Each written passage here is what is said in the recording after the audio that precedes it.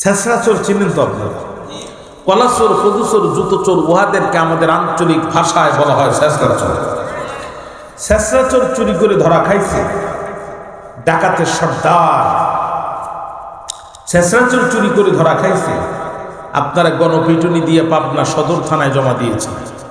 সদর থানার ওসি মহোদয় 379 একটা কেস ফাইল করে মামলা লিখে উনি সকালবেলা বিজ্ঞ ম্যাজিস্ট্রেট আদালতে জমা দিয়েছে।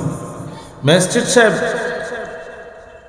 মামলার ধারা নাম্বার দেখে বুঝতে পারছে চোর সমিতির নয়া সদস্য, 40 দিন কারাগার, 20,000 টাকা জরিমানা।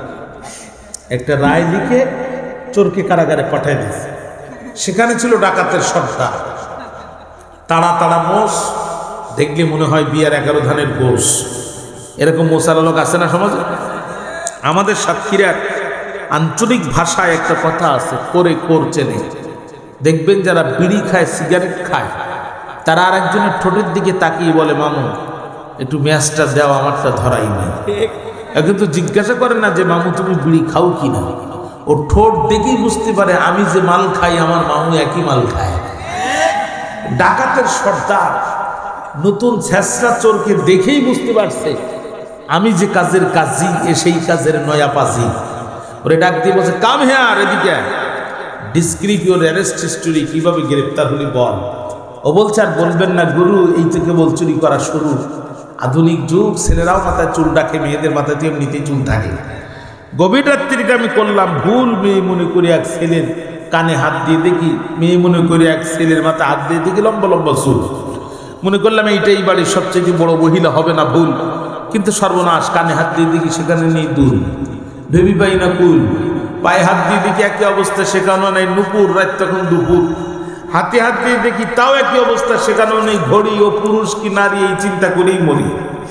ডাকাতের সর্দার বলছে, বেয়াদব, তুই তো চোর না, চোরের জাত না। যে দেশে চাঁদার টাকার জন্য মানুষ মানুষকে পাথর দিয়ে মারে, এই দেশে বিনা বস্ত্রে তুই চুরি করতে গেলেই কেমন করি। যাওয়ার সময় একটা চাইনিজ কুড়াল, জাপানি খুর কিংবা আমেরিকান চাকু সাথে নিয়ে যেতে পারলি না? তোরে ধরলো যখন, আস্তে করে বসাই দিয়ে দৌড় দিবি তখন। প্রচলিত বিচার ব্যবস্থায় ছেঁচড়া চোর চুরি করে কারাগারে যাচ্ছে, আর ডাকাতি করার কমপ্লিট প্রশিক্ষণ নিয়ে কারাগার থেকে ডেলিভারি হচ্ছে। এই জন্য দেখবেন গত বছর ছেঁচড়া চোর ছিল যারা, এবছর পাকা চোর তারা। গত বছর যারা ছিল পাকা চোর, এবছর তারা ডাকাতের নয়া সদস্য।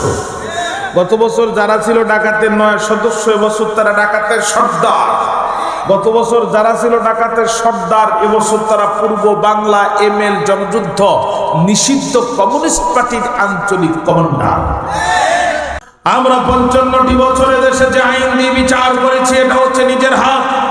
এই আইন দিয়ে বিচার করার কারণে চুরি, টেন্ডারবাজি বন্ধ হয় নাই, বরং পুঁটি মাছ রাঘব বল হয়েছে। গরিবের পেটে লাথি মেরে crore crore billion trillion dollar বাঁচানো হয়েছে।